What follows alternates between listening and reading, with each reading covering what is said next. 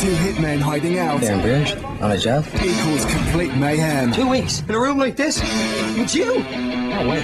Back off, Shorty. You don't know karate. I'm gonna go back to my room, see if I can escape. Okay, on a count of 1, 2, 3, go. Who says it? Oh, you say it. 1, 2, 3, go! In Bruges.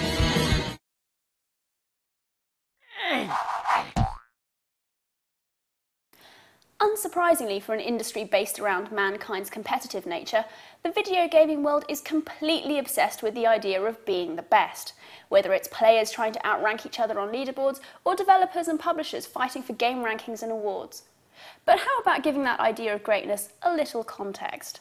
Ladies and gentlemen, we're gathered here today to witness the coming together of comedy and tragedy. Yes, I give you my top 10 worst games ever. At 10 is Charlie's Angels, released in 2003 for the GameCube.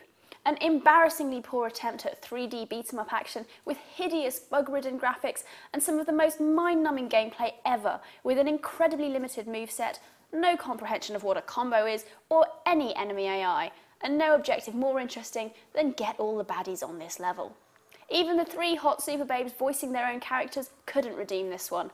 Pure cash-in. At number 9 is Limbo of the Lost, a PC game released earlier this year. Not only is the point-and-click adventure appallingly put together and a horrifically and unintentionally bad cheese fest, complete with abysmal and embarrassing closing song, it also outright stole assets from a number of other better games, including Oblivion, Warcraft and Diablo, eventually resulting in its withdrawal from sale. This makes it into the top 10 for crimes against imagination and integrity. In at 8 is Bomberman Act Zero on 360 from 2006, which disappointed fans of the popular series by selling out and abandoning the quirky design and cool gameplay of the original series and opting for Halo-esque restyling and generic gameplay in a third-person perspective with appalling cameras. Another delightful feature of the game was that you only had one life in single-player mode, and there were no save points whatsoever if you were playing offline. So if you died at any point in the 99-level game, you had to go straight back to level 1. Feel the love. At 7 is Shaq Fu from 1994, a Mortal Kombat-style fighting game by EA, starring everyone's favourite basketball player.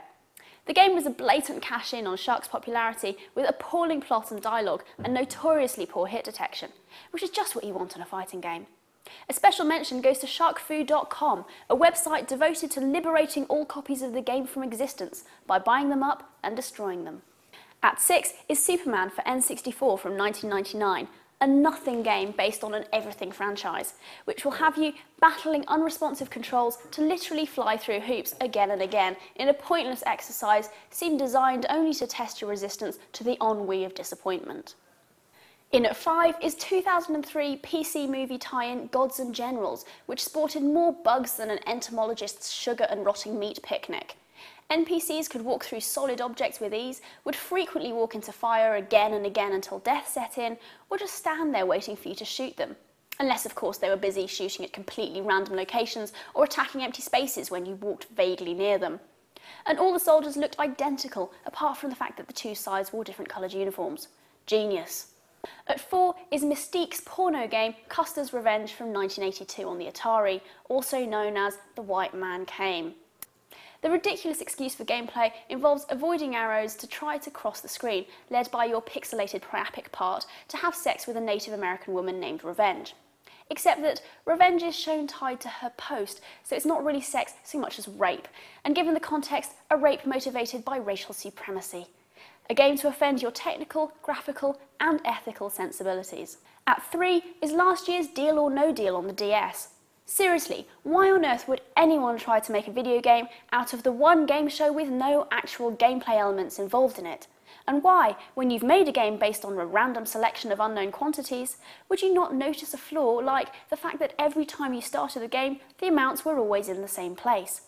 Add to this appalling graphics which make everyone in the game look slightly creepy, and incredibly annoying chatter from the host, and you have a game that you would rather break into little pieces and store under your eyelids rather than put anywhere near your DS.